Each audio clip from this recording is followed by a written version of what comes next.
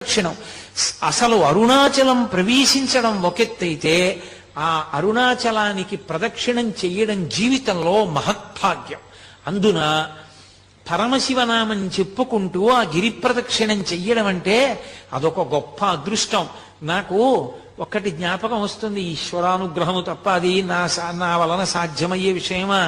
ఎప్పుడు అరుణాచలం వెళ్ళినా నిజంగా అన్ని వందల మందితో ఆ డప్పులు డోళ్ళు వాయించుకుంటూ ఆ శివనామం చెప్పుకుంటూ బృందాలు బృందాలుగా అంత సంతోషంగా రాత్రివేళ గిరి ప్రదక్షిణం చేసి తెల్లవారుజాము వేళటికి మేము ఉన్నటువంటి విడిదికి వచ్చి పడుకుని తెల్లవారేటప్పటికి అబ్బే మాకేమీ అలసట్లేదు గురువుగారు అని అందరూ లేచిపోతే మళ్ళీ సంతోషంగా తిరుగుతుంటే ఎంత ఆనందంగా గడిపేవాళ్ళమో.